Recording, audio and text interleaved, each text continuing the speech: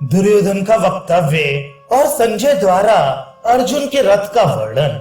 ये सब सुनकर दुर्योधन ने कहा, महाराज आप डरे नहीं, हमारे विषय में कोई चिंता करने की भी आवश्यकता नहीं है। हम काफी शक्तिमान हैं और शत्रुओं को संग्राम में परास्त कर सकते हैं। जिस समय इंद्रप्रस्थ से थोड़ी ही दूरी पर वनवासी पांडवों के पास बड़ी भारी सेना के साथ श्री कृष्ण आए थे तथा कैकेयी राज धृष्टकेतु, धृष्टद्युम्न और पांडवों के साथी अन्य महारथी एकत्रित हुए थे, तो इन सभी ने आपकी और सब कौरवों की बड़ी निंदा की थी। वे लोग कुटुंब सहित आपका नाश करने पर तुले हुए थे तथा पांडवों को अपना राज्य लौटा लेने की ही सम्मति देते थे। जब ये बात मेरे कानों में पड़ी तो बंधुओं के विनाश की आशंका से मैंने भीष्म, द्रोण और कृप को भी इसकी सूचना दी। उस समय मुझे यही दिखता था कि अब पांडव लोग ही राज सिंहासन पर बैठेंगे। मैंने उनसे कहा कि श्री कृष्ण तो हम सबका सर्वथा उच्छेद करके युधिष्ठिर को ही कौरवों का एक छत्र राजा बनाना चाहते हैं। ऐसी स्थिति में बतलाइए हम क्या करें? उनके आगे सिर झुका दें, डरकर भाग जाएं, अथवा प्राणों का मोह छोड़कर युद्ध में जूझें?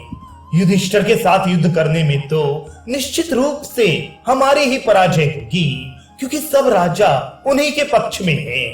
हम लोगों से तो देश भी प्रसन्न नहीं है, मित्र लोग भी रूठे हुए हैं तथा सब राजा और घर के लोग भी हमें खरी खोटी सुनाते हैं।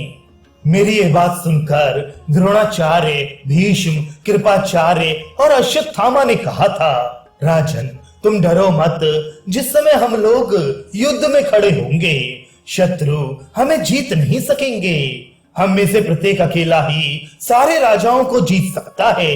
आए तो सही, हम अपने पहने बाणों से उनका सारा गर्व ठंडा कर देंगे। उस समय महातेजस्वी द्रोणाचार्य आदि का ऐसा ही निश्चय हुआ था।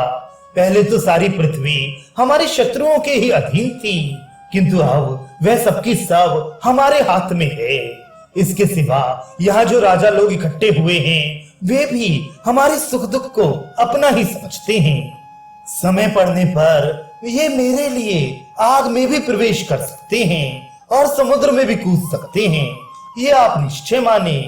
आप शत्रुओं के विषय में बढ़ बढ़कर बातें सुनने से विलाप करने लगे और दुखी होकर पागल से हो गए। ये देखकर ये सब राजा आपकी हंसी कर रहे हैं। इनमें से प्रत्येक राजा अपने को पांडवों का सामना करने में समर्थ समझता है, इसलिए आपको जिस भय ने दबा लिया है उसे दूर कर दीजिए। महाराज अब युधिष्ठिर भी मेरे प्रभाव से ऐसे डर गए हैं कि नगर न मांगकर केवल 5 गांव मांगने लगे हैं। आप जो कुंती पुत्र भीम को बड़ा बली समझते हैं, ये भी आपका भ्रम ही है। आपका अभी मेरे प्रभाव का पूरा पूरा पता नहीं है। इस पृथ्वी पर गदा युद्ध में मेरे समान कोई भी नहीं है, न कोई पहले था और न आगे ही होगा। जिस समय रणभूमि में भीम के ऊपर मेरी गदा गिरेगी उस समय उसके सारे अंग चूर चूर हो जाएंगे और वह मरकर धरती पर जा पड़ेगा। इसलिए इस महान युद्ध में आप भीमसेन का भय ना करें, आप उदास ना हो, उसे तो मैं अवश्य मार डालूंगा। इसके सिवा भीष्म, द्रोण, कृप, अश्वत्थामा, कर्ण, भूरिश्रवा, प्राग ज्योतिष नगर के राजा शल्य और जयद्रथ, इनमें से प्रत्येक वीर पांडवों को मारने में समर्थ है। फिर जिस समय ये सब मिलकर उन पर आक्रमण करेंगे तब तो एक क्षण में ही उन्हें यमराज के घर भेज देंगे। गंगा देवी के गर्भ से उत्पन्न हुए ब्रह्म ऋषि कल्प पितामह भीष्म के पराक्रम को तो देवता भी नहीं सह सकते। इसके सिवा उन्हें मारने वाला भी संसार में कोई नहीं है, क्योंकि उनके पिता शांतनु ने उन्हें प्रसन्न होकर यह वर दिया था, अपनी इच्छा बिना तुम नहीं मरोगे। दूसरे वीर भरद्वाज पुत्र द्रोण हैं, उनके पुत्र अश्वत्थामा भी शस्त्र अस्त्र में पारंगत हैं। आचार्य कृप को भी कोई मार नहीं सकता। ये सब महारथी देवताओं के समान बलवान हैं। अर्जुन तो इनमें से किसी की ओर आंख भी नहीं उठा सकता।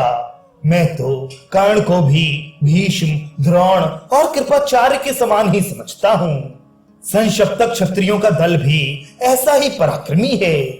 वे तो अर्जुन को मारने में अपने को ही पर्याप्त समझते हैं, अतः उसके वध के लिए मैंने ही उन्हें नियुक्त कर दिया है। राजन, आप व्यर्थ ही पांडवों से इतना क्यों डरते हैं? बताइए तो, भीमसेन के मारे जाने पर फिर हमसे युद्ध करने वाला उनमें कौन है? यदि आपको कोई दिखता हो तो मुझे बताइए। शत्रुओं की सेना के तो पांचों भाई पांडव तथा धृष्टद्युम्न और सात्यकी, ये 7 ही प्रधान बल हैं, किंतु हमारी ओर भीष्म, द्रोण, कृप, अश्वत्थामा, कर्ण, सोमदत्त, बाहिक, प्राग ज्योतिष प्रदेश के राजा शल्य, अवंती राजविंद और अनुविंद, जयद्रथ, दुशासन, दुर्मुख, दुस्सह, श्रुतायु, चित्रसेन, पुरुमित्र, विंशति, शल, भूरिश्रवा और विकर्ण, ये बड़े बड़े वीर हैं तथा 11 अक्षौणी सेना एकत्रित हुई है। शत्रुओं के पास तो हमसे कम केवल 7 अक्षौणी सेना है, फिर हमारी हार कैसे होगी? अतः इन सब बातों से आप मेरी सेना की सबलता और पांडवों की सेना की दुर्बलता समझकर घबराएं नहीं। ऐसा कहकर राजा दुर्योधन ने समय पर प्राप्त हुए कार्य को जानने की इच्छा से संजय से फिर पूछा, संजय, तुम पांडवों की बड़ी प्रशंसा कर रहे हो, भला ये तो बताओ कि अर्जुन के रथ में कैसे घोड़े और कैसी ध्वजाएं हैं?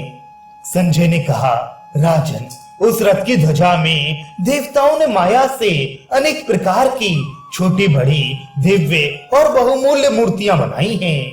पवन नंदन हनुमान जी ने उस पर अपनी मूर्ति स्थापित की है और वह ध्वजा सब ओर 1 योजन तक फैली हुई है।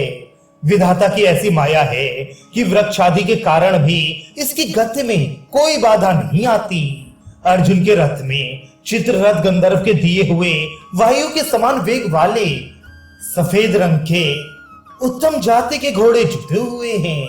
उनकी गति पृथ्वी, आकाश और स्वर्ग आदि किसी भी स्थान में नहीं रुकती तथा उनमें से यदि कोई मर जाता है तो वर के प्रभाव से उसकी जगह नया घोड़ा उत्पन्न होकर उनकी 100 संख्या में कभी कमी नहीं आती।